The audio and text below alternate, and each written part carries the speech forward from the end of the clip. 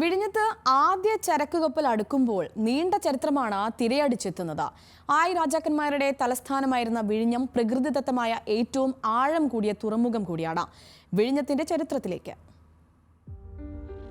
8ാം നൂറ്റാണ്ട് മുതൽ 14ാം നൂറ്റാണ്ട് വരെ ആയി രാജവംശത്തിന്റെ കീഴിലായിരുന്നു തെക്കൻ കേരളത്തിലെ സുപ്രധാന തുറമുഖമായിരുന്ന വിഴിഞ്ഞം.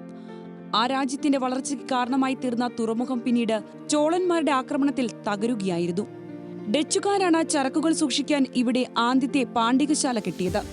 തിരുവിതാംകൂറിലെ ദിവാനായിരുന്ന സർ CP രാമസ്വാമി അയ്യർ വിഴിഞ്ഞത്തിന്റെ സാധ്യതകൾ പ്രയോജനപ്പെടുത്തുവാൻ നിരവധി നിർദ്ദേശങ്ങൾ മുൻപോട്ട് വെച്ചു. 1991 ആരംഭിച്ച വിഴിഞ്ഞം തുറമുഖ നീക്കമാണ് 3 പതിറ്റാണ്ടിന് ശേഷം യാഥാർത്ഥ്യമാകുന്നത്.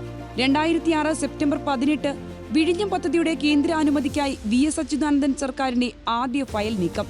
2009 നവംബർ 13 പദ്ധതി പഠനത്തിനായി ഇന്റർനാഷണൽ ഫിനാൻസ് കോർപ്പറേഷനെ നിയമിക്കുന്നു. 2013 ഏപ്രിൽ 19 വിഴിഞ്ഞം പദ്ധതിക്കായി LDF മനുഷ്യ ചങ്ങല. 2015 ഓഗസ്റ്റ് 17 അദാനി വിഴിഞ്ഞം പോർട്ട് പ്രൈവറ്റ് ലിമിറ്റഡുമായി കരാർ.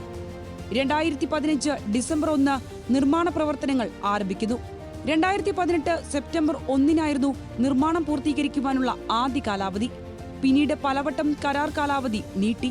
2023 ഒക്ടോബർ 15 അത്യാധുനിക ക്രെയിനുകൾ വഹിച്ചുള്ള ആദ്യ കപ്പൽ ഷെൻഹുവ വിഴിഞ്ഞം തുറമുഖത്ത്. വിഴിഞ്ഞം തുറമുഖത്തിന്റെ ആദ്യ ട്രയൽ റണ്ണാണ് ഇനി ചരിത്രത്തിൽ അടയാളപ്പെടുത്തുക. അന്താരാഷ്ട്ര തുറമുഖത്ത് ആദ്യ കണ്ടെയ്നർ മദർഷിപ്പ് ജൂലൈ 12 നങ്കൂരമിടും. കേരളത്തിന്റെ വ്യാവസായിക വാണിജ്യ വികസനത്തിന്റെ നാഴികക്കല്ലായി വിഴിഞ്ഞം അന്താരാഷ്ട്ര തുറമുഖം മദർഷിപ്പിനെ സ്വീകരിക്കുവാൻ സജ്ജമായി കഴിഞ്ഞു. Feature desk, news Malayalam.